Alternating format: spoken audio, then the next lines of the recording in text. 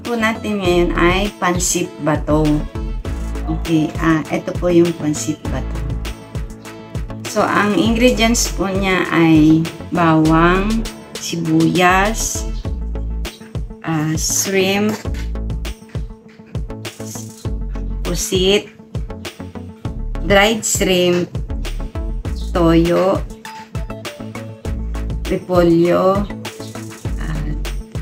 carrots, at Baguio beans. Wala po siyang karne kasi seafood ang gagawin natin ngayon. So, ngayon po ay simulan na natin gisahin yung ating mga sahog.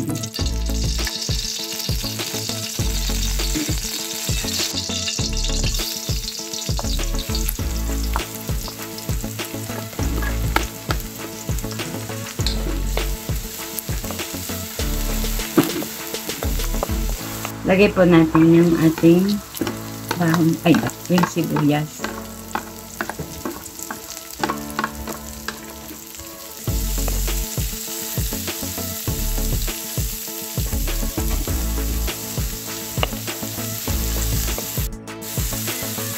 Ito po yung toyo.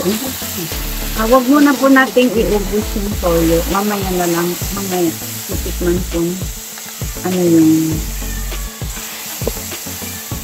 maalat na. Hindi, huwag nang dagdagan ng toyo.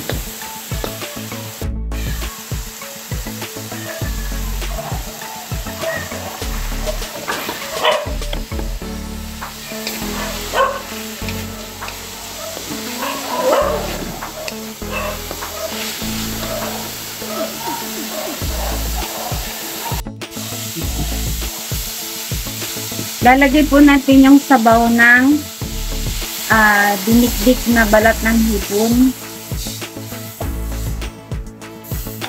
Pero yung pansit bato po, kapag niluluto, nangangailangan talaga siya ng maraming tubig. So for now, hintayin muna natin siyang kumulo.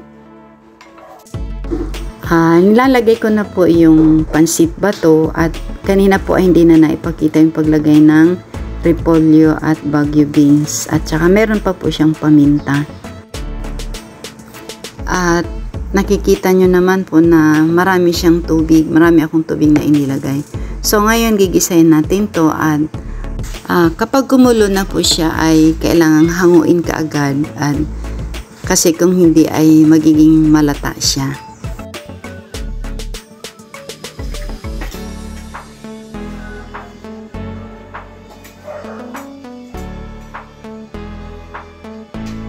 Thanks for watching.